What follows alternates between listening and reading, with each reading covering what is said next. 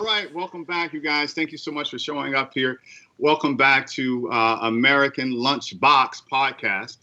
We're back today for another segment, and of course, we want to thank everybody for showing up. We want to thank the listeners for coming back and hearing us, and also, too, we want to thank our participants for the day, our good friends. As you guys know, if you don't know them, for shits and giggles, we're going to introduce you. That is Tim over there. What okay. Up?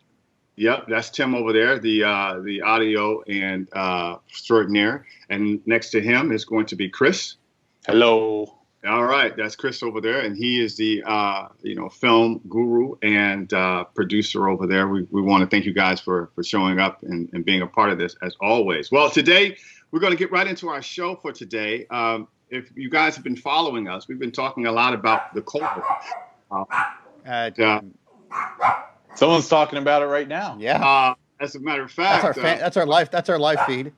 That's our live feed. The live dog feed. Yeah. So what we're going to do is we're going to move, and we're thankful for that little live feed. We love those animals, by the way. Thank you. We're going to keep going. My PA is going to shut the door here in a second. Oh, okay. Sorry, live dogs. What can you do? All right. So anyway, we're going to get right into the show, and today we're going to be talking about some of the COVID stuff. Of course, we're still in it, and we're going to be pivoting from the COVID to some other stuff that's going on in the news that you all, if you don't know now, you'll know. This week, we got some very encouraging news from the mayor very encouraging news from the governor about the COVID. We're definitely seeing some decrease in the COVID cases, and we are extremely pleased about that. But can we specify what governor? Because people might be watching. I think he's called Gavin Newsom. Was that his name? Yeah, that's we're talking about the governor of California. We are in California, by the way, Los Angeles. And thank you, Tim, for clarifying that. Sure. Yeah, you're right. We do definitely need to clarify that. But we all have our own stories with the COVID. But Tim, you had something interesting this week about the COVID. Tell us about what's going on with you. Yeah, very very briefly. Thanks, George, and great to be here. Thank you. So very briefly, I had some emergency dental work that I had to get done. I've been putting it off for way too long, so decided to make an appointment and get some work done. And I was sitting there thinking about it. I was trying to find a new dentist. I went, oh wait, it's COVID. Are people even seeing anybody? What's going on with that? Can I get in? And surprisingly, yeah, everyone's people are seeing, or dentists are seeing new patients. So I was actually lucky enough to do that. But they're, for the most part, for most of the people that I was in with, they're only seeing people on an emergency basis, or they're just limiting how much exposure their staff is exposed to. So I can totally understand that. And I've had some family members who have had really hard times trying to get just the basic services right now, like trying to make basic medical appointments, because everything is just so filled up with COVID emergencies. So yeah, it's been interesting. But as far as my experience went, I was actually pleasantly surprised. All right, cool. So that's good. I guess there is some a light at the end of the tunnel, which is kind of nice. And that's what the governor was making mention of as well. So we are very excited and confident to know that at some point people, because obviously the loss of lives does not replace anything that we have even experienced before in our time. So we are extremely hopeful with this whole COVID thing that we're moving forward and out of this pandemic and crisis. But speaking of crisis, as we move on, what the F happened in Chicago this weekend? Now, it's very interesting how, with so many different news feeds and so many different ways of interpreting the actions of folks, I'm just so surprised by how different protest and looting and rioting are looking in today's media. I mean, I am a person who lived through the '92 riots of Rodney King, and I'm looking at when I look at the footage of that particular situation, it was clear to me, very clear to me, as to who was taking this footage and why they were taking the footage and what was going on during that time. But when I look at the footage today and yesterday and the day before, I'm just a little, can I say, indecisive as to who and what to believe when I look at the media. What do you think, Chris? Well, I want you to specify your point because it's interesting, but I'm like, are you saying it's being used for a certain political aim in one way or the other? I think that I think it's all political. I think everything that the media is doing today is political. How they record the news, it's I believe it's political, and how people are interpreting other people's actions are political. For example, should Trump send in federal troops to Chicago? That was a debate over the weekend. Wait a minute, what? Those kinds of things, that's a political action. Now, so when I look at these looters and I look at what sparked it, and from what I understand, it was the killing of a young man. No, he lived. He just got shot. Excuse me. The shooting of a young man. Who other than young men get shot or shoot? Usually, it's usually that demo. And it was and it was something that went along with the police, and it was interpreted. It could have been misinterpreted. It could have. And as far as I know, that's what most people are saying, that the information that was given to the masses of people who then responded in a certain organized fashion, decided that they were going to do some despicable things. Now, I'm not for looting. Don't get me wrong. I'm not. That's not. But I'm for understanding where there's an action, there's an opposite direct reaction, and we have to take responsibility for it. All of us. Yeah, I mean, if it's not for a Nintendo Switch, I'm not in favor of looting either. But a lot of this is due to the political. Like Trump cynically thinks that the continued looting will help his campaign, and maybe he's right. And the Democrats cynically think that the looting will be seen as a black mark on Trump's leadership, and they might be right too. So the ultimate result of this gamble, which is not helping anyone, but the winning party, will be decided in November. And George, you bring up a good point about the media and what we're seeing versus what's happening in reality. The looting might just be this small picture of what's happening. It might just be this, the camera's over here on this one area, but for the vast majority of it, it might be peaceful, or it might be looting is the bigger is what's happening more. In this case, we're all at the expense. We're all at the whim of news directors and media companies who decide, okay, this is what we're going to put on there. This is what we're going to focus on. There's always been a thing in the media about if it bleeds, it leads. So it's like, okay, here's people fighting, here's people looting. Yay, let's see that. It's action. It's something we can hype, and and it might just be a very small part of that, or it might be, yes, there is that looting and there is that happening, but they don't get into the bigger picture. Okay, who's starting this? Why? What are the reasons? And we're just kind of left to, people like us are left to speculate as to the why. That's right. Well, in Chicago, it was a weekend of it. Okay, and the mayor, I think her name is Lori Lightfoot. She decided that she would. I thought she was called heavy-handed. No. I think it was Lightfoot. Oh, okay. Not Gordon Lightfoot, right? Yeah, I think it was Lightfoot. Okay. And she was not light-footed on her statement. She was extremely poignant and made it a very hard, very hard position on what she was going to do. She pointed at the camera and said, "We are coming for you. The looting, this was organized." I mean, and she was pissed. She was like, "This is straight up." She said the word straight up. This is straight up.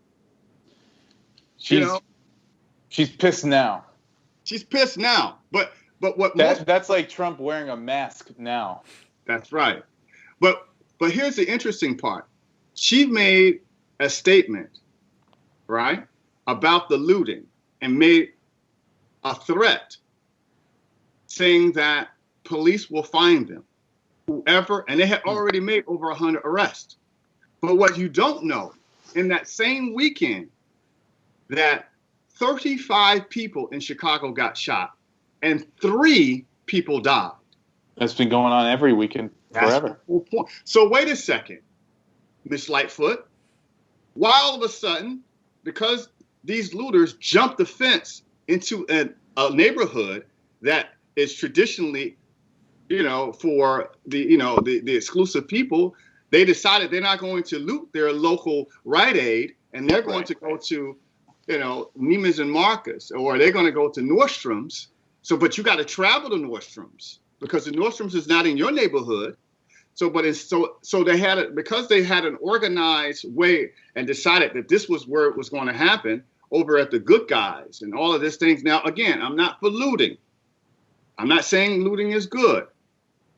But what I'm saying is that I believe that there is a human problem that's bigger, Mayor, that you are not addressing. That all of that electronics, all of those purses can be replaced. But when I tell you that 35 people got shot and 3 people died that same weekend, and I don't hear a thing from Miss Lightfoot about that in the news. And this is Chicago. And Chicago is the beyond the wild west right now. It's like Gotham City. It's like Batman. It is Gotham City. It is Gotham City. It's the Gotham City of the Americas. Almost, I won't say that, but yes. I'll say it. Oh, just say it. This is a big reason why I'm pro-gun, is that there's just so many media stories that are anti-gun, but there's so many other reasons where there are news stories that are suppressed that are pro-gun, or there are news stories that are repressed that don't fit a narrative. Well, okay, Chris. Now make this make sense for the listeners and the people who are viewing. Now, when you bring up the pro-gun issue, which I'm aware of, and when I am pro-gun, I have a gun. What are you talking about specifically? Well, I think a few things are going on. First, with Chicago, the feds are giving them pressure. The media is unavoidable to ignore because, like you kind of mentioned earlier in the episode, there's so much data that's out there. And as we move into the future of data, it's said that you can't control the raw data, but you can control how it's presented and interpreted. So at this point, there's so much raw data coming from one place, it's impossible any longer to ignore. But in terms of the gun stuff, I mean, how many times do you get a random shooter that shoots a few people and it's a big deal and it's just focused on forever? And how long has the black on black shootings in Chicago gone on and the media just don't give a shit or doesn't properly fit into look at that crazy white guy with a gun or anything like that? And there also never show stories where like some good guy who has a gun stops a bad guy with a gun, like has happened a few times in Texas and recently at like I think it was about a year ago at a church in Texas where a guy with a gun stood up out of his pew and put down the shooter. And if in Chicago, but guns are banned. So law-abiding citizens are going to follow that. If a person's acting a fool and then they get told, move to the next store, you're going to get shot, they might. In L.A., you saw it. You saw clips of in L.A. multiple times in 92 and in this most recent thing of it. People just acting a fool, going store to store. It's not just big stores. They'll also hit a local business because they're just so revved up. They'll hit anything. The local business owner that's just standing outside the store with an an AR or whatever, they just move on to the next store. I mean, I'm all for that. I personally don't mind watching YouTube videos where the store owner turns the tables on the criminal or where the little old lady in the house pulls out the gun and the criminals go running. Like, that's what it's for. And those stories are never shown, and they're good stories. But then you have those folks, and I know you've seen this in the media, and I know you've also seen this on the news, where you have a white couple standing outside with a 9mm and a gun in front of their home as protesters walk by, and they brandish the weapon. They point the weapon at them. You see no one is even going toward them at all. And their argument is that I'm protecting my home. And I say, wait a minute, hold on for a second. Yes, you're protecting your home, but why are you pointing the gun at people who are not even that? I don't know. See that now? That's I'm pretty pro. I'm for those people, by the way. The McCluskeys or whatever their name is. Yeah. I'm cool with them too. I think they're being mistreated by the justice system there. I don't think they're being mistreated. I think they're foolish. I think that they're stupid. And the reason why I think that they're stupid is because it's not what you do, it's how you do it. Well, are you aware of this? Are you aware that the one gun, I think it was the 9mm, was disassembled so that it wouldn't work because it was used on a prop in a movie? And then the police, once they took that gun into... Wait, hold on. The police, once they took that gun into custody, reassembled it and then declared it a working gun. Like little weird things like that. Like, wait, why is the prosecutor out to get that couple? But why is the prosecutor not out to get the mob of people who broke down the gate of the private property that led them down that street in the first place? Why is the prosecutors not trying to calm down any of the protests, which looks to the viewer like a mob of people coming down their block, which their house might get looted, which it might. Or that concern is real. Like, if people don't feel safe, if they don't feel like the police are going to protect them, which, by the way, lately they're not able to or whatever, then you are left in a position where you have a tough choice to make. Yeah. Why is it that the organizers of these protests know damn well what they're doing? They're telling some emotional young kids, hey, go down that block right there. What they might not be telling the kids is, before you got here, we just broke down, there was a fence there. They're now on private property, but they don't know. If they get arrested, maybe they'll be more radical. Maybe they'll be more willing to do more dumb shit on behalf of us. It's just not always what it looks like on the outside. I feel for that couple. Why are they now they're publicly had their guns taken away and everyone knows where they live? What happens when the next mob comes to their house, which it might, based on how political the situation is? Well, when you point a gun at unarmed people. Were they pointing it or? Yes, they were, and that's my biggest problem. Wait, she was brandishing. Was he pointing? Both of them were. He was pointing. Both of them were pointing at, and that's bad. And that's bad gun etiquette right there. And that's my biggest problem. They didn't have good. I'll give you that one. They looked like Boris and Natasha. No, they look like rich Republican donor poster children. Is what they look like to me. That's just. They did look like that. And who's that mob the most angry at? Rich Republican donor poster children. Yeah. All right. So I'm not saying I'm one of them. I'm not saying I fully identify with them. What I'm saying is I feel for them based on the situation. I mean, I'm semi-pro gun too. I think everyone has a right to defend themselves. I have actually no problem with people carrying concealed weapons. I really don't. I think the police cannot be everywhere at once, and I think you have a right to defend yourself if something were to happen. One of the problems, of course, is I don't think anyone outside the military or law enforcement should have an AK-47 or have an AR-15, any kind of assault rifle. Period. The other problem, and this is what I've heard, and I agree with it, disagree with it. I have mixed feelings about it myself. Is the idea that if you have somebody with a gun who goes after a mass shooter or goes after somebody, the problem is that when the police do arrive, they can't separate the good guys from the bad guys. Because if everyone's got a gun and out there shooting everybody or out there brandishing, you don't know who's who. And I mean, okay. Maybe I don't know. I have disagreements with it, but that's the argument. The other thing is that in relation to Chicago, is that Chicago has very tough gun laws, but a lot of the surrounding states and a lot of the surrounding cities have very lax gun laws. So people are going into those cities, bringing in guns to Chicago, and doing bad things. So that's that's the same thing with COVID right now, is that you might have some states and some counties that are on very strict lockdowns and doing the very healthy things that need to be done, enforcing masks, enforcing good public etiquette.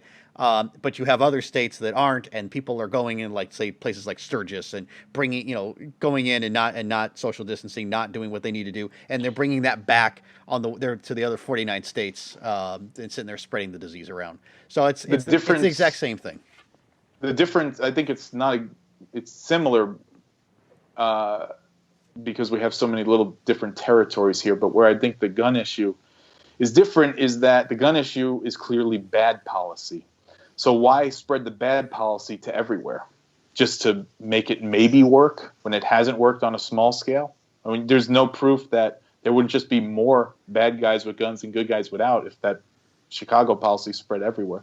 Well, look at Australia. Australia has very, very strict gun policies, and there's no surround. They're an island, basically. I mean, they're a continent, but I mean, they're an island. There's no surrounding cities. It's the entire continent. That's it. You're not allowed to have guns outside, I think, law enforcement and special people, but that's it. And they don't have the mass shootings that we have. They don't have the problems. Right. But they also don't have the freedom of protecting yourself against the tyrannical government that we have. In Britain, they don't have guns, but they have a ton of knife crime. I'd rather someone shoot at me than roll up on me and stab me. At least I can maybe avoid the bush. But with a knife, how many people can you kill all at once? I mean, you're not that guy going to have on the London Bridge got a few. That London Bridge guy got a few. I see what you're saying. I understand the argument about the big guns. They're not exactly assault rifles because they're semi-automatic, but they're killing machines nonetheless. Right. I don't have anything like that. I don't think I would.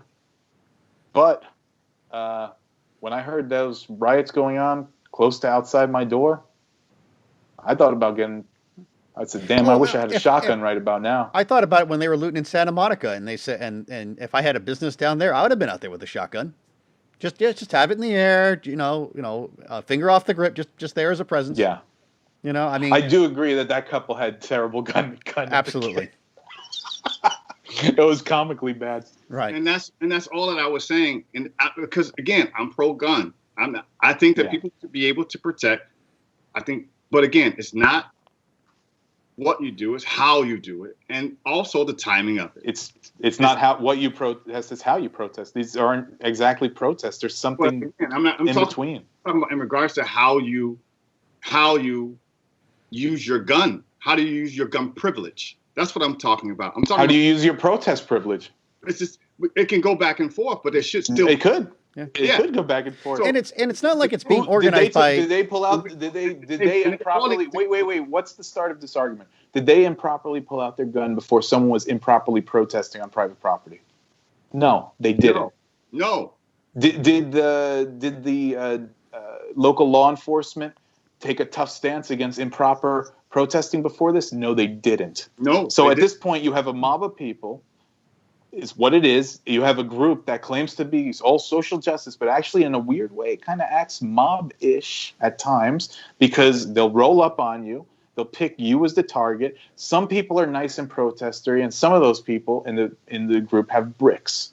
Okay. So if you don't want to separate yourself from, I'm not saying you, George, but if the groups do not want to get their bad apples out of the way, and I've seen some people have gotten the bad apples out.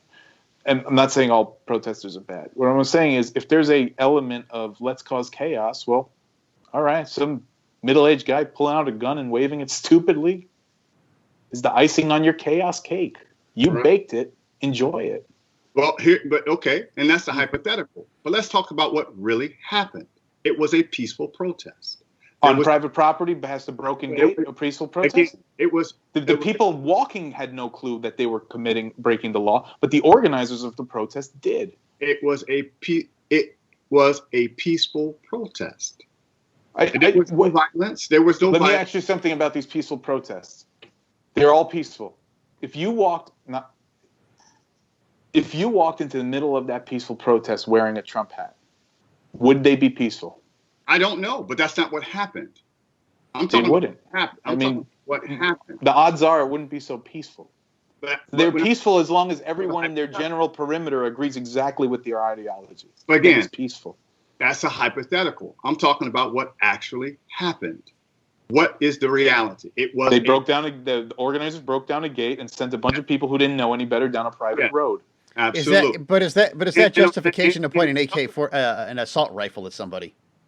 I mean, I wouldn't escalate the situation, but I might have stood there with it down, like Tim was saying.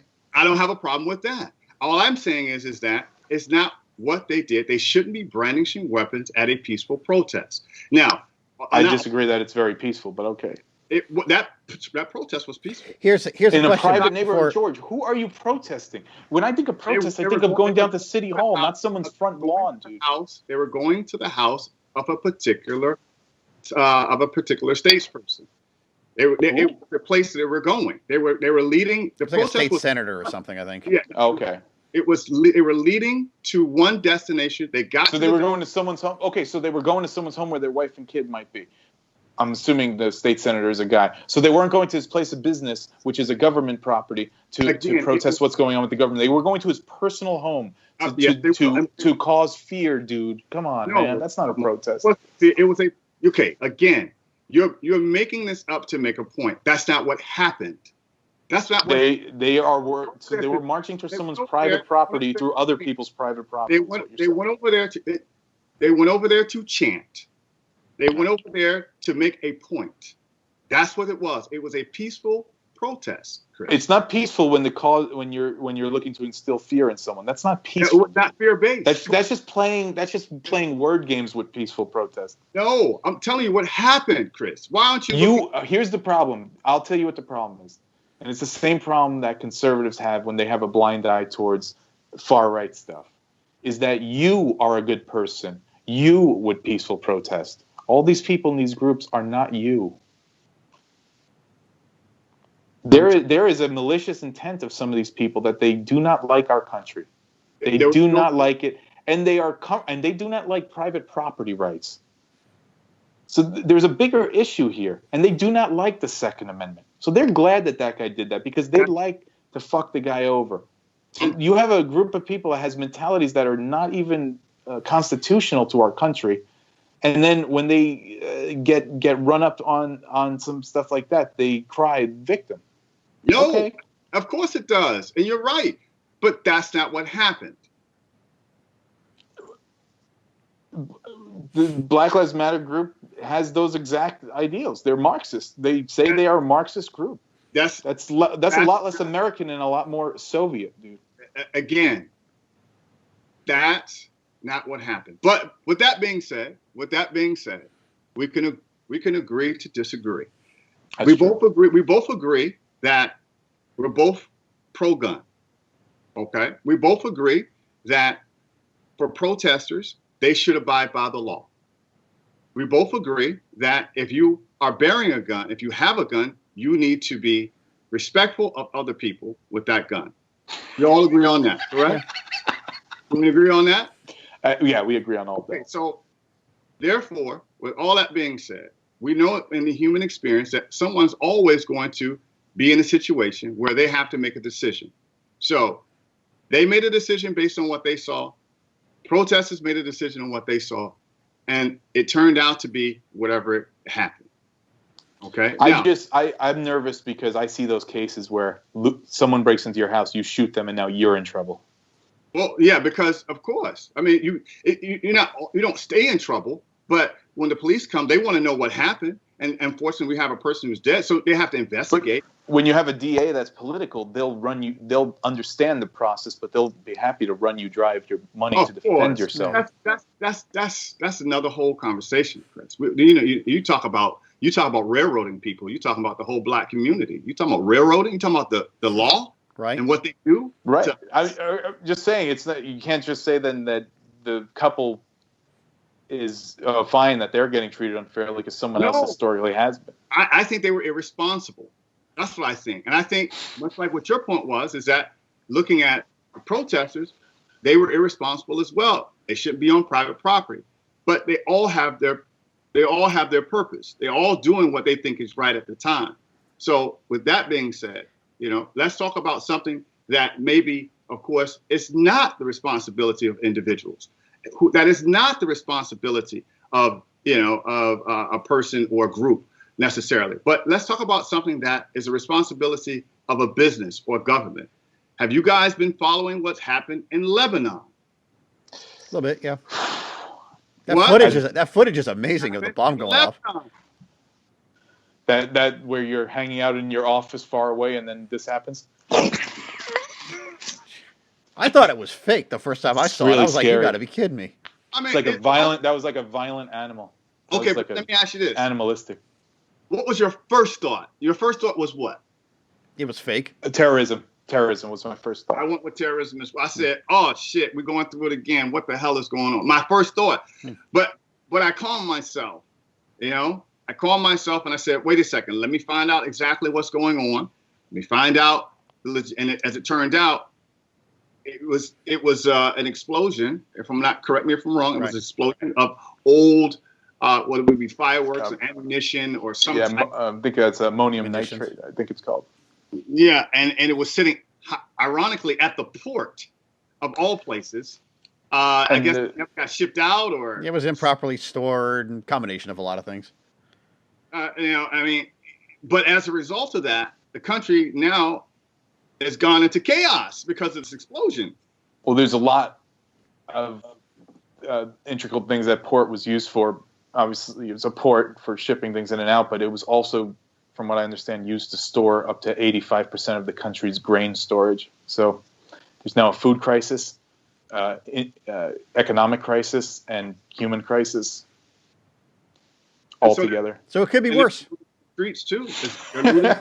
Alien crisis. Right. They're looting over there now, and world has just gone batshit crazy. And they're angry. They're angry, and they're confused.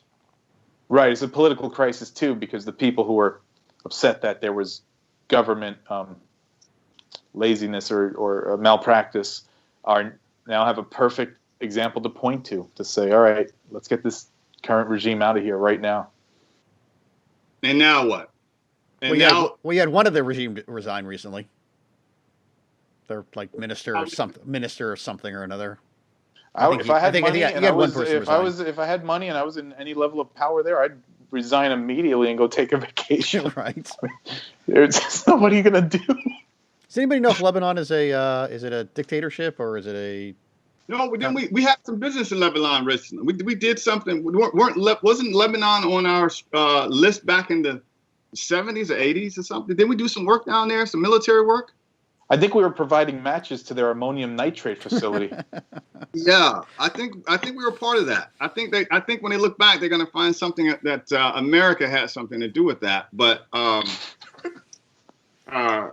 yeah, we did some work down there. You know, American work. America has businesses down there. I can tell you that for a fact. But we got some industries down there that we've been holding out on for a few years. But I don't know what quite is the, and maybe I should do some research before I talk about this, but I don't know what, Lebanon's main source of, their income, what their product of export is, or how they do business. I don't know if they do technology. I don't know if they do textiles. I'm not sure exactly what they do as far as how their country earns their national gross product. But I know that there's some shit going on over there, and of course my heart goes out to all the folks who are suffering from this. What would be whether it be a governmental or some kind of industry malfunction of sorts, but it really fucked them up over there for a hot second. And it also goes to show the power of being able to protest and be able, and what a good right that is. If you can't sit there and tell the government, or if your people can't sit there and address issues and say, hey, we disagree with this. We sit there and we question your efficacy. We question your decision making here. Being able to protest is a very powerful right, regardless of what country you're in. And, I think people shouldn't take it for granted. I think people shouldn't abuse it. So yeah, the people that are looting and people that are taking advantage of the situation, I don't have a lot of sympathy for them. But there was a person on the news that they interviewed, and she was looting or whatever, and the news had actually interviewed her in L.A. and asked her, well, why are you doing this? What's happening? Why are you breaking down the Target to go get shoes or whatever? And the lady sat there, and it was actually a very interesting argument. And the point is that they felt that they were disenfranchised from society.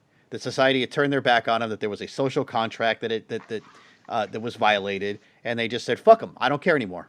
You know, I'm completely. They've given away taken away our right to vote in some states. They've put us on, you know, welfare. They've put us on whatever. You know, we're completely disenfranchised. So fuck them. I don't care about society. I don't care about Target. I don't care about if your business burns or whatever.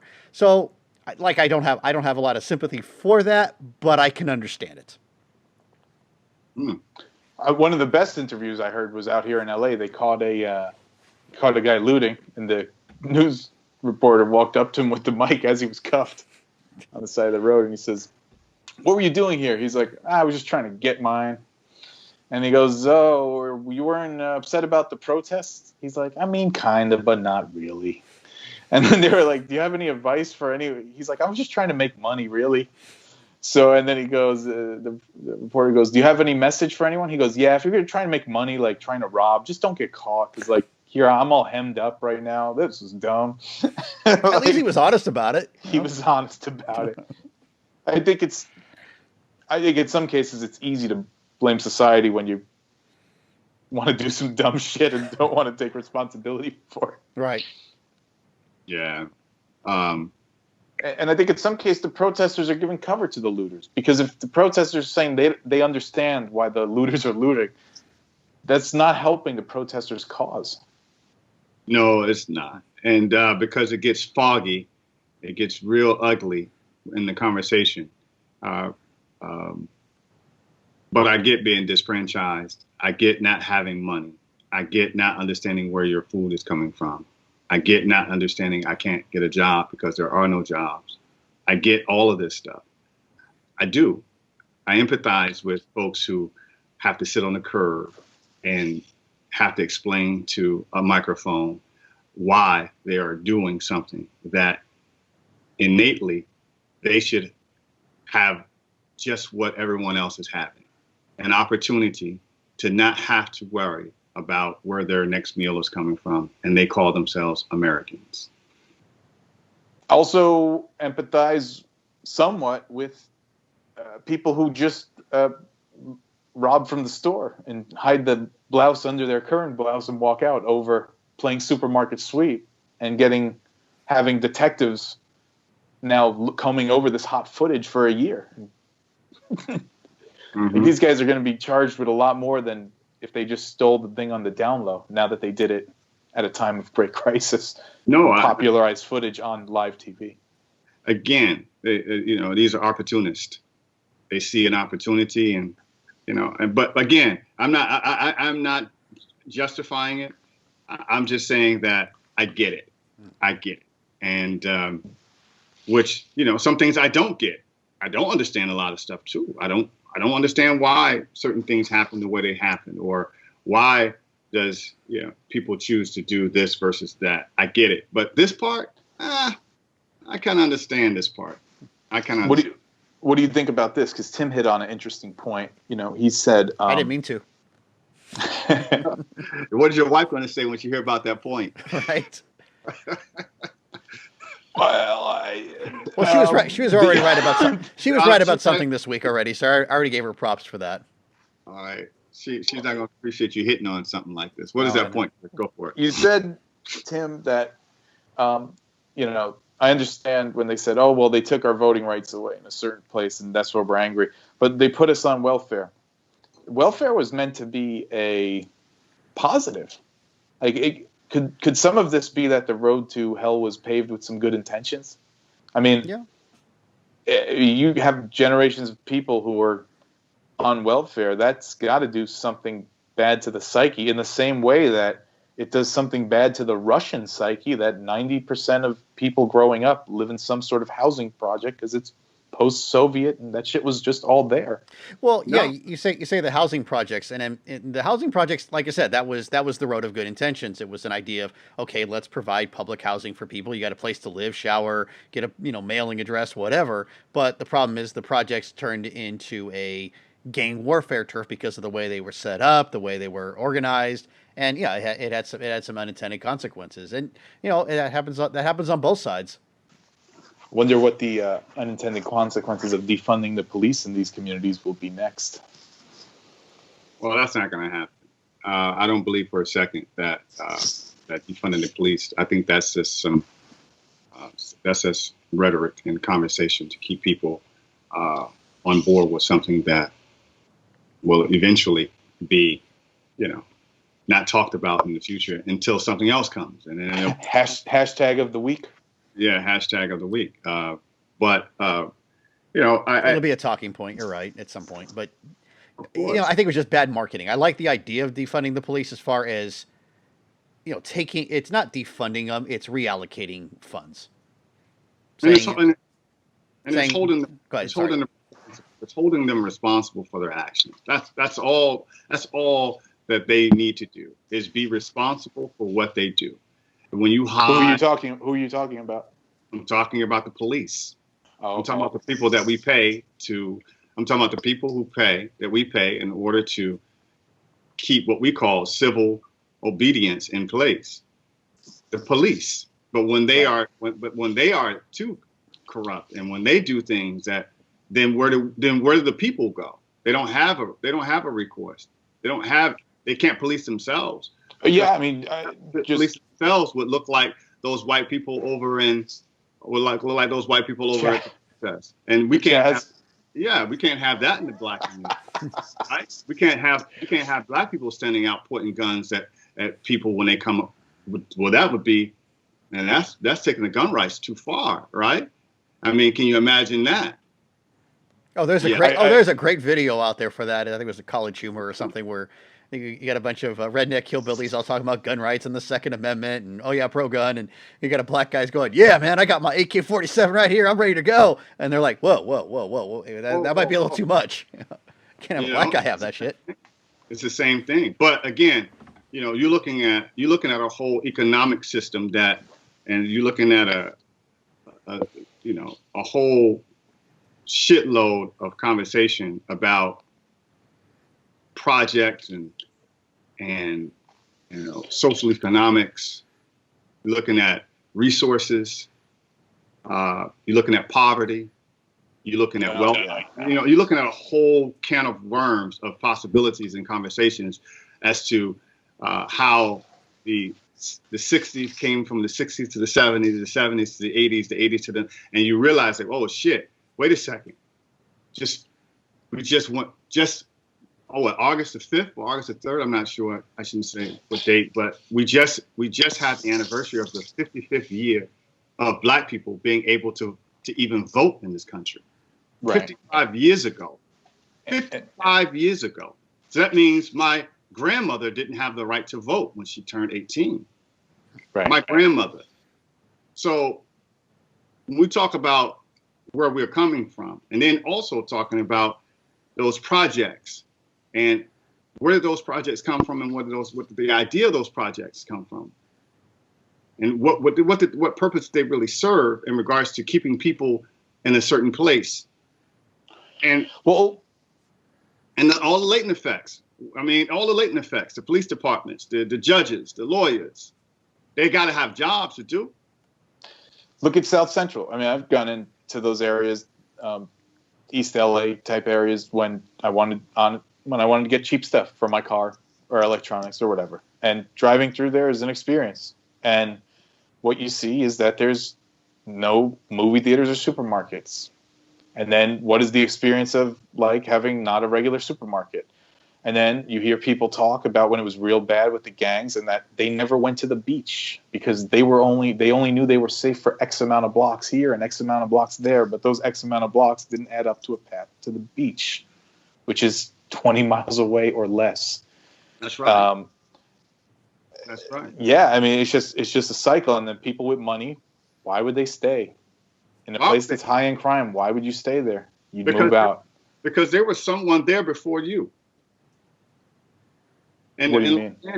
In Los Angeles, for example, there's a place called the Jungle.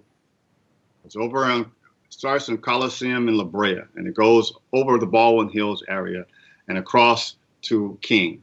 And it's these housing projects or housing apartments that dwell in that area. It's called the Jungle. And the reason why initially... I think I was welcome to that jungle in an old song once. Welcome to the jungle. Sorry. Stay focused. Stay focused. And this area is called the jungle. And the reason why it was called the jungle was not because of the crime or not because of the people who lived there, but because the area was so lush. They had so many trees. It was, because in Los Angeles, to find this area and find out it's very uncommon in Los Angeles. So this place was coined the jungle. Okay. And the people who lived there before them were the people who lived there in the beginning were servicemen and families. They were built in that era where, they could go there and service families lived there. So it went from service family, right, to what would be the Asian community, right? No, I'm sorry. No. Yeah, the Jewish community, right? The Jewish community lived there for a while and then went on to Asian community and then the Black community and now Latino community, okay? So in my era, it was the Blacks that lived there when I was growing up. And that area was infested with a certain gang that lived in that area. So you didn't roll down that way if you weren't a part of this particular gang. You used it as a thoroughfare. You just keep going, okay? And for people who live in this area, what gang lived in that area, okay? So I'm saying this to say that there are a lot of people that understand neighborhoods, okay, or as we call them, sections in Los Angeles, which in turn turns into a set, which in turn turns into a gang. So that's how you have sets. You may hear this when people are talking about a certain set, okay? So it went from sections, it went from neighborhoods to sections to set to gangs. And you didn't have a choice when you lived in these neighborhoods. You didn't have a choice. You had to be of this gang type. It's like mafia. You had to, okay? Because that's where you grew up. That's where you went to school. So your local school also had this gang in it as well. So you realize that your demographics, right, are being superimposed on you, but more importantly, your geographical area for you to be safe in. Because when you go out of this geographical area, then someone's going to ask you, where do you live? As a way of saying, what sets you from? Okay? I'm not in a set. I don't gangbang. Okay, where your parents live then is the next question. And this is how you get harassed in these particular areas when you go out of your section. Right. Okay? So the beach, forget about it. Because down there was Venice Shorelines. And they owned that whole beach area. You see, that was a huge gang down there. So they own that. So they knew already if you came down there. So this is what I'm talking about when I say, I understand. I get it. I lived in this section as well. I had my set. I know what section I could go in. And I had to be careful when I went into other sets. I had to watch what I did. I had to watch how I said. I even had to watch how I walked. Because if I want to be approached, I got to tell them where I'm from, what area I'm from. Not that I even participate in gang banging. And you couldn't do a set change? Are you kidding me? A set change? No, bro. That wasn't acceptable back then? You can't change your clothes. You can't change characters back then, man. You can change characters now. You can change characters now. And this is how it is, man. So, I mean, I give you this bit of education about sets, sections, gangs, and how ghettos, which are basically people of the same culture and the same economic. That's what a ghetto is. It's not who's there. It's not what race of people is there. It's Oh man, let me tell you a quick story about how money supersedes race. I was riding my cheap ass bike with my cheap ass t-shirt, and it got soaked by sweat, and I was going to change my t-shirt on the side of the road. So I'm trying to do this quickly because I understand that it's already. I don't want to make anyone crash their car or anything like that. Right. Gun show. Yeah.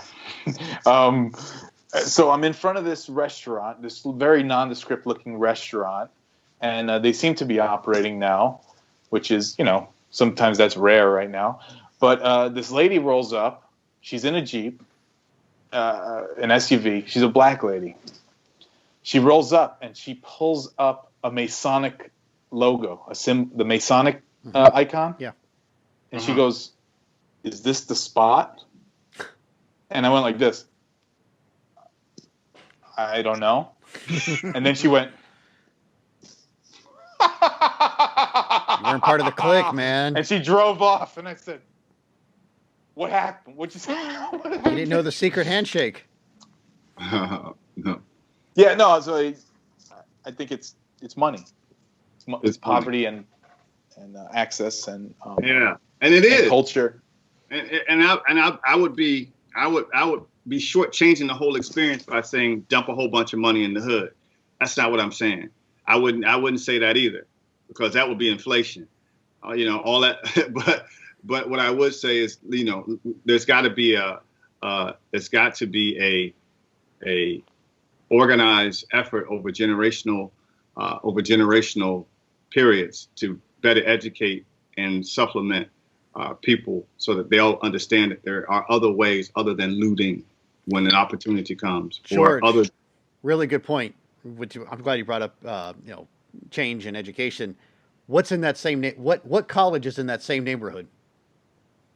In the jungle. Which one? Where? In the jungle. There is no college over there. Well, you talk about near the Coliseum. Did you ever tune into the jungle versus? Yeah, that's that. Well, okay, I know what you're talking about, but that's a little further. That's maybe 12 miles, 13 miles away. Okay. You're talking about SC. I'm talking about SC. Yeah. But SC. Within the same general area of the Coliseum. If you go, in that area, Martin Luther King Boulevard. I mean, yeah. I'm not gonna lie, the neighborhood's pretty rough. But once you get into the it's rough to find parking. It's rough to find parking. Damn. What's that? I grew up there. Oh yeah, But George is so hood. He went to the Jungle versus Jungle State football game every year. That's it. That was me, bro. That was me. I was there. Right. I was there. I lived this whole thing. Okay. That was that area. But when you're talking about from the jungle all the way to SC, you pass in about 10 sections. Okay. How many sets? 10. About 10 sets between the jungle and because my section was I lived in the 30s. Okay? And for all my people out there, I lived in the 30s. So already what my section is and how long and that's where SC was. SC was in the 30s. So and over in that area. So they it was, I'm telling you, it's about 10 sections between the jungle and that's just in one area, because they're boxed by numbers. They're boxed by numbers, they're boxed by areas, and it's you talk about 4 or 5 generations of gangbangers. Right. 4 or 5 generations. That means that we're talking 65 to now. 1965 to now. How do you think the situation would be? Sorry, go on, Tim. Okay, so growing up in the area of SC, just let me ask you this question: did you ever feel that you had an opportunity to go to SC? I did go to SC. Or was that kind of the that's for other people, that's for the white people to go to? I did go to SC. I went to SC for 2 summers. Really? Yeah, I went to SC for 2 summers, and it was a program that was through my high school that gave me a bridge to SC. I could have gone to SC. You also went to like a smart person high school. I did. I was very fortunate, and I was able to be bussed out of my local section into a more predominantly white section of the of Los Angeles. But that doesn't mean that the school was good, because the school was still all right. It was just I was a part of a program that allowed me to do that. And if you were one of your neighbors, would they have had any access to USC? No. It was only, when I tell you it was only, I hate to say it, but it was only maybe 10 of us in the whole school who had access.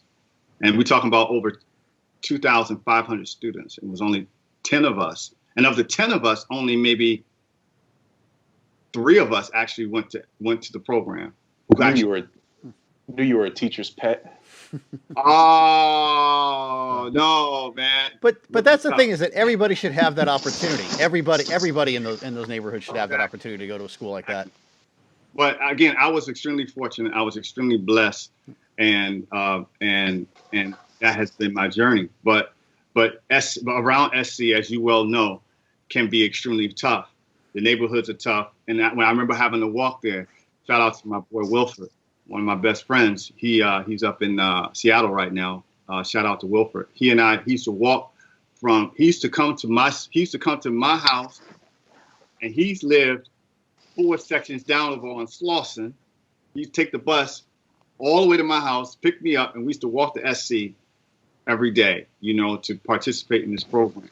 And we had to walk through all the way to, it was a journey. Looking back on it, it was quite dangerous, but we didn't have any fear, because we understood, that as long as we protected each other, we were fine. And this was during a hard time, and this was during the 80s. So you got crack, cocaine, you got gangs who are fighting over territory for economics and all of that stuff. And it was a tough time, but I'm here now, and thank God we made it. But again, thank God, because if it was just me and Chris on this podcast, it would really suck. That would suck major, man. But you know what? Hey Tim, when are you thinking of shaving your head? Like I shaved my head.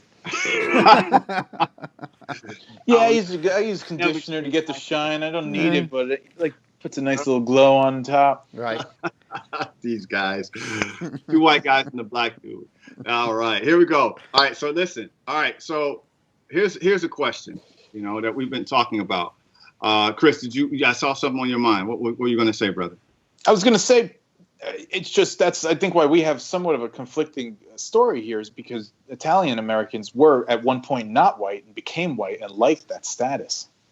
The American dream has kind of been, for that community, has worked. And not only that, but a tougher police presence. And, Giuliani and the DAs in New York and the RICO laws helped get rid of the mob, where growing up, I didn't have to ever feel like I was being pursued to join any sort of mob activity.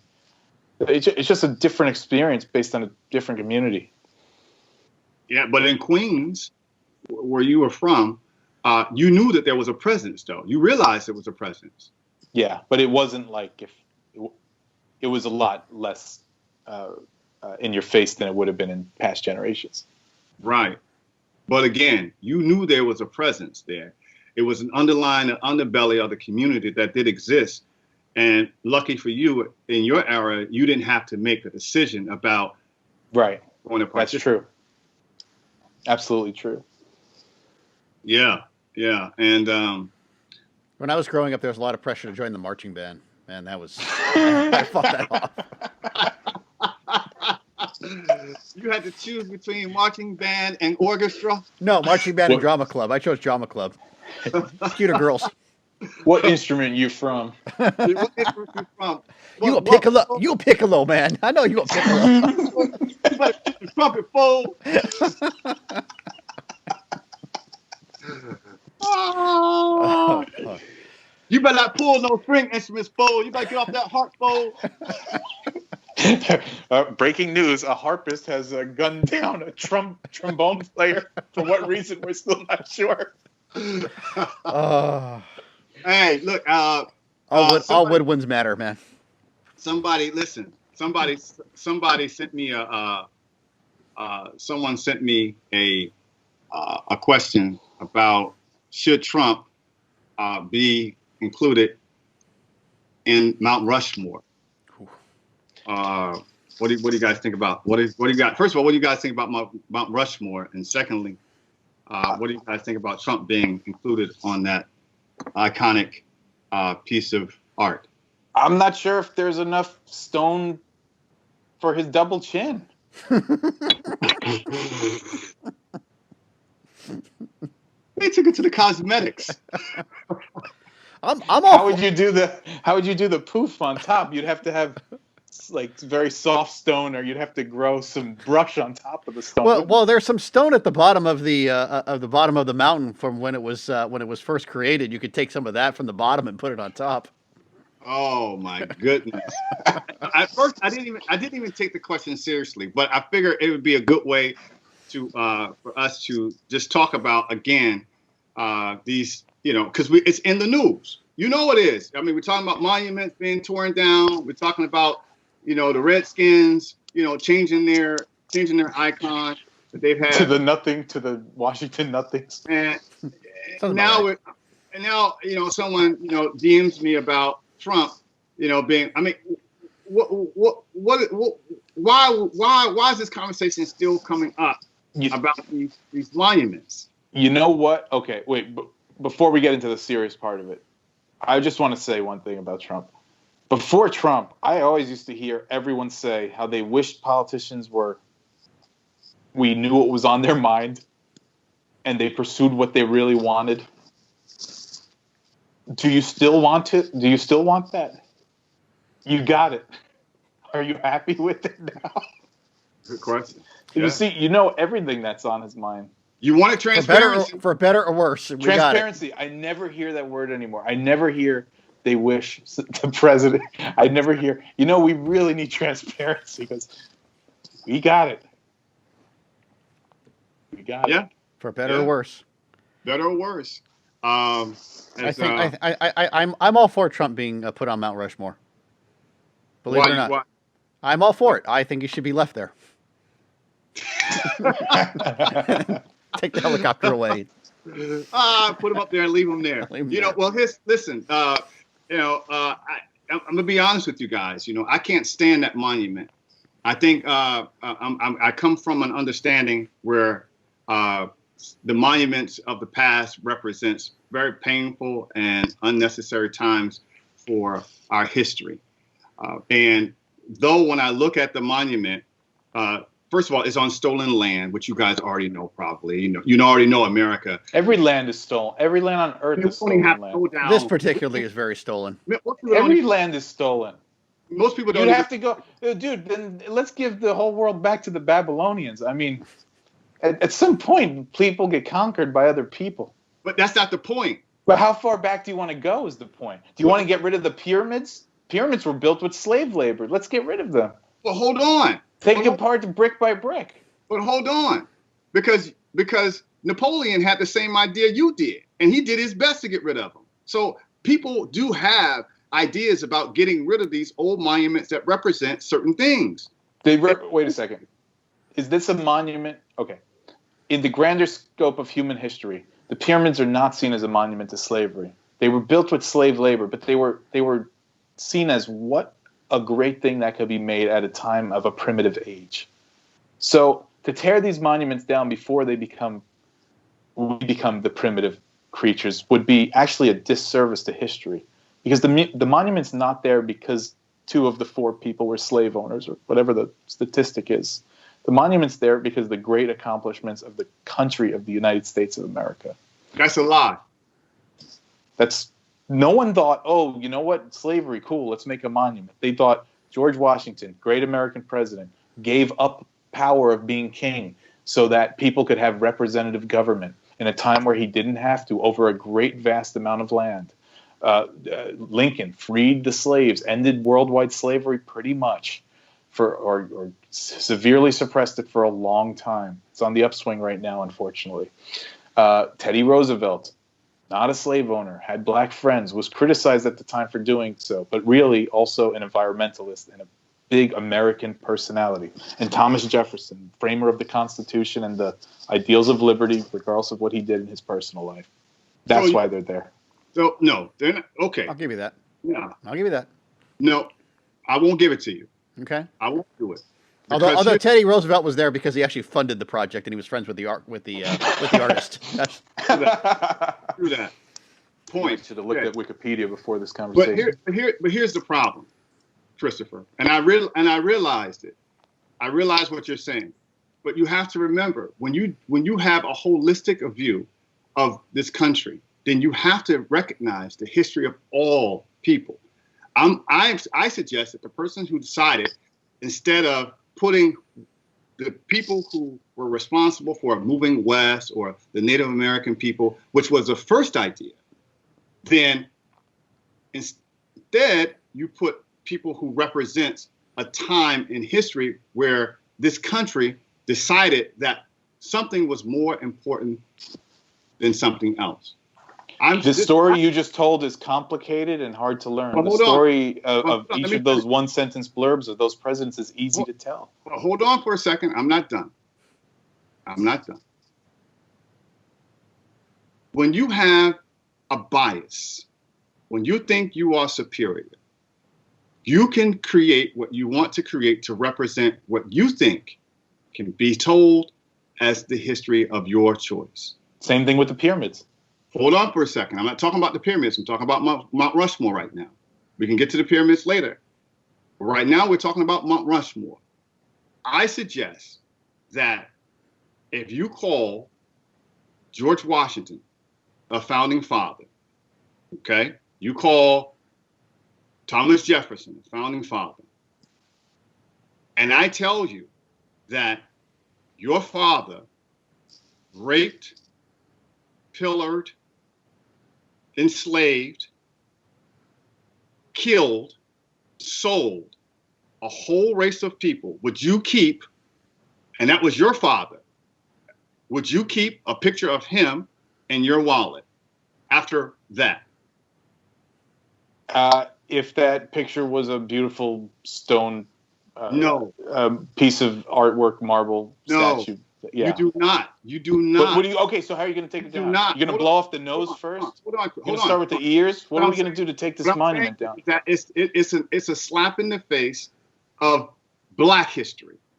When you think about Black history, when you think about the people in this country, the Black history, I'm not talking about American white history, because you guys have your own history.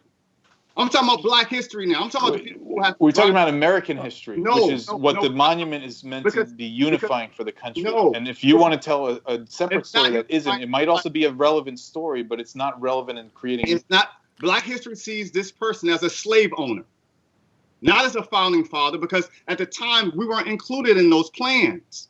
So Lincoln could stay up, but Washington come down off that monument? Lincoln did not. Lincoln was not neither. He admitted he was neither for nor against slavery. But regardless of any of that, their actions created a better future. Absolutely did. But you have to remember, and I'll give you Lincoln, I'll give you Teddy. I'm talking mostly. Why wouldn't you want those people up there? Say it again. Why wouldn't you want? Why are you giving me that? Why wouldn't you want Lincoln to be up there on a monument? It's a beautiful monument of Lincoln. It is that's why I call it an art piece in the very beginning. I call it an art piece because it is beautiful art. But why didn't you feel like that? Why didn't you feel like you own that? Why don't you feel like you own that statue of Abraham Lincoln? Because number one, I realized the true history of the economics of the situation, and this he's not an angel. No one's an angel. No one's perfect. An angel. And I'm not saying he was an angel. I'm just saying, as far as George Washington is concerned, as far as Thomas Jefferson, they were both slave owners. Even though they did a great service in what they did intellectually, they still are looked upon as rapists. They still looked upon as people who are enslaved people. And I'm telling you that no, it's okay. If we had our choice, they would be acknowledged for the whole truth. And believe me, when you look at disfranchised people who are looting now, all of this stuff that's going on, you can link back, I guarantee you, what they said back in those days. Because now we're looking at what would be the cause and effect of people who were enslaved, who unfortunately didn't have a culture until we had what you all gave us. And I'm telling you, I didn't give anyone anything. Well, of course, but I'm talking about your ancestors. My ancestors were not from that crop of people. We're not. I have no deep-coded understanding of how to run a plantation. Believe me, my crops would die. I wouldn't be good with the whip. I would be terrible at that. Let me ask you a question, George. Would you feel differently if there were more national Black monuments? More. How about, why don't we have a monument to MLK somewhere in Washington? We do. We have one in D.C. Do we? We have one in D.C. Oh, that's right, we do. That's right. We have one a block in every city, but like Tim said, some people don't want to go. Yeah, my point here is that when we reach back and we look at history holistically, when we reach back, we have to understand the ills of all of our people. If we call ourselves American, and we just started doing that, by the way, we just did that in the 20th century for the most part. When we realized we could actually vote. I just mentioned 55 years ago we got the right to vote. 55 years ago. So with that being said, okay, when you talk about the American experience, you got to talk about all of which, and believe me, we've made our mistakes as well, but you have to acknowledge that when you're making a monument, something that people will drive by and look at, you have to be extremely careful about looking at these monuments and saying, why are we honoring these people? Why are we because no one's, you don't have to feel that way to be cool with it staying up. No one likes their prom photos. They're full of zits, and it's embarrassing to look at some of that old stuff. But my counter, even I'm not taking away the individual actions of Washington or Jefferson towards their slaves, which were in some cases pretty hard by some accounts. But they were slave owners at a time of worldwide slavery. But again, as the pharaoh was a ruler at a time of rulers and built a pyramid to the things that they idolized at the moment, and that has historical value, even though we might not believe in that religion anymore of Ramses and those guys. But again, that's not what we're talking about. We're talking about. But it is. You're talking about defacing something that's incredible. A monument carved into the side of a mountain. Where else on earth does that exist? Nowhere. But that's all right. But again, as far as I'm concerned, so we don't have to throw the history away. I'm not saying throwing it away. I say acknowledge it. But I also say to you, if you're going to acknowledge it, acknowledge it holistically. I'm fine with that. Yeah. I'm fine with that. I'm completely fine with that. Yeah. So, but no, I don't want to drive to South Dakota to look at George Washington. I want to drive to South Dakota to look at the governor. She's really hot.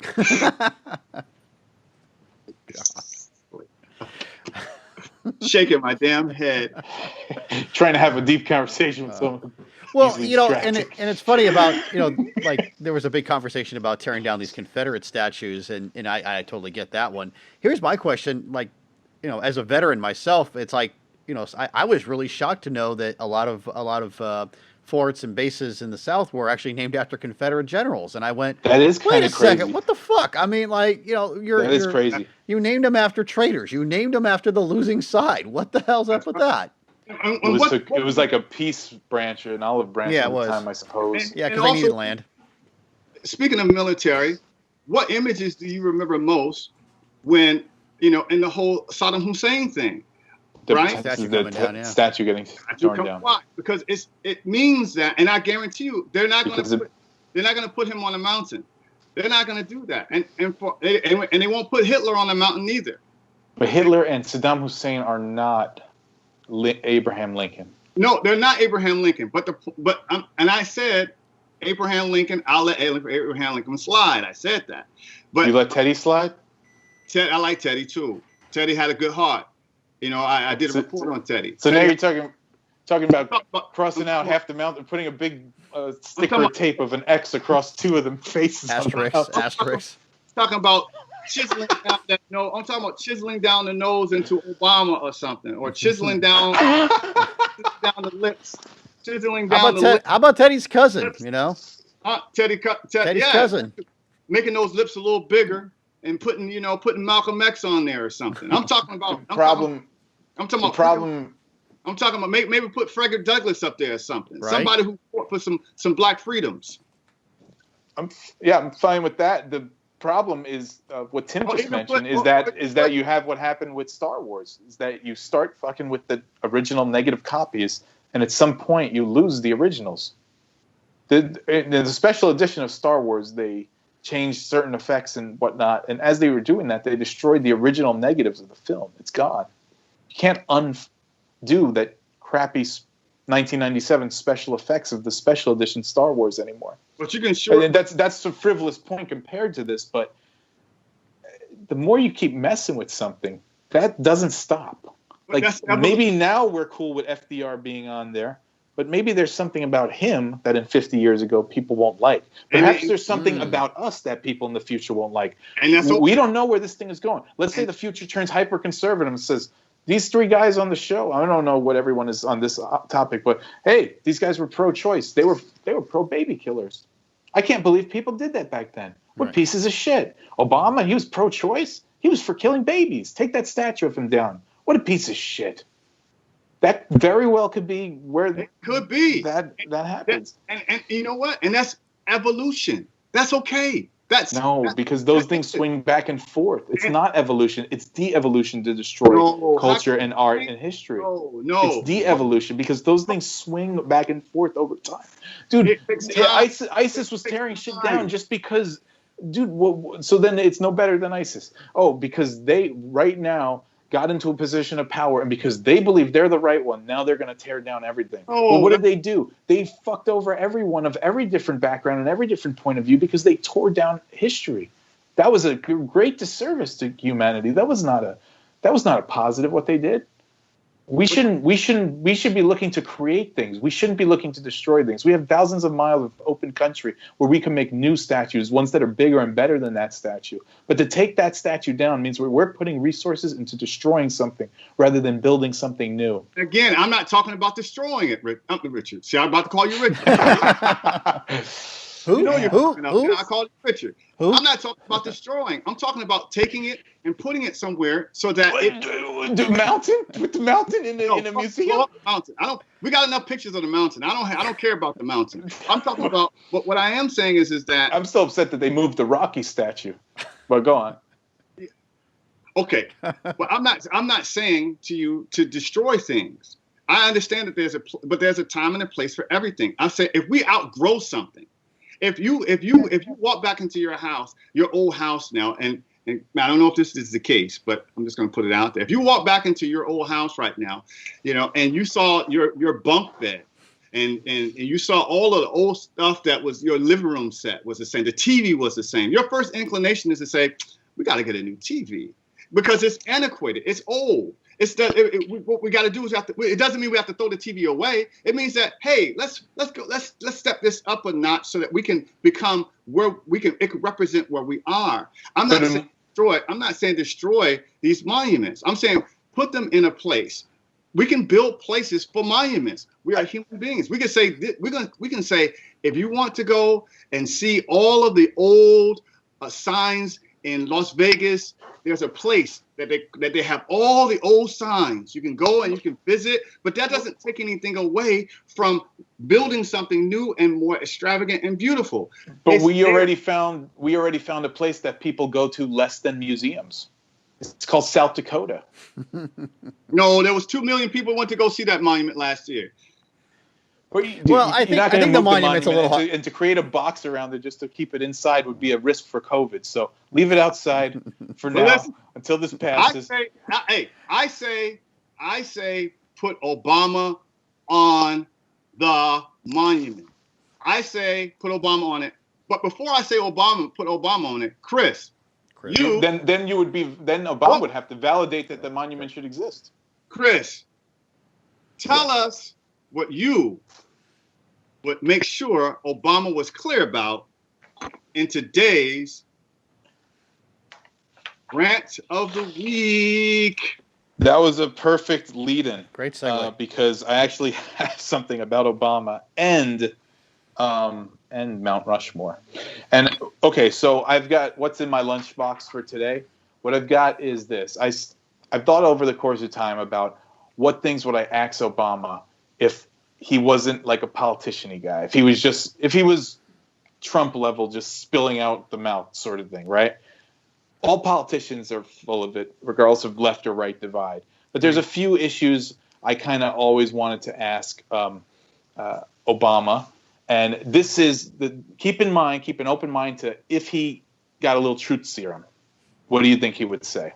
This is not a I hate him, I like him thing. This is just I'm curious, okay? And if you guys want to stop me and think you know the answer, feel free to cut me off. And if you have other questions you would think in this truth serum version, feel free to jump in with that as well. Also, too, I'm going to say, if you're listening, put some in the comments as well. If you're listening. Okay, here we go. I'll start with the Mount Rushmore one, even though it was question number 8 for me. If the Republicans commissioned a black Mount Rushmore consisting of Frederick Douglass, Harriet Tubman, Martin Luther King Jr., and Rosa Parks, but not you, could your ego handle it? How hard would you petition behind the scenes to be the 4th, and who would you have removed? Just kidding. We know the 4th will be Kanye West. After winning the Nobel Peace Prize, what did it feel like? Question 2. After winning the Nobel Peace Prize, what did it feel like the first time you ordered a hit bombing? Did you sleep well that night? Question 3. When Trump got elected by the same people who elected you, were you disgusted by them? Question 4. What percentage of the time do you feel white? Is it more or less than 50%? Question 5. Wow. When comedians were afraid to hit you hard and journalists threw you softballs, did you secretly respect them less? Question 6. Do you still smoke stogies on the down low? And if so, what brand, and does Michelle know, or do you hide it from her? Question 7. After the latest mass shooting, when you were walking towards the podium to deliver yet another gun control speech, how excited were you that this one would kill? Question 8. If Wall Street offered you $10 million to make a speech, but it was at a Trump hotel ballroom, would you take the money? Question 9. After killing the world's top terrorist, did you feel weak giving him a respectful burial? And question 10. Did seeing Putin shirtless on that horse intimidate you, even just a little? Those are the 10 questions I'd ask Obama. He told the truth. Wow. Well, you know what? I don't think he'd care about the Putin one. Because Obama's in pretty good shape, so. Yeah, those are some great questions. It make me actually say, what would I think that what he would say?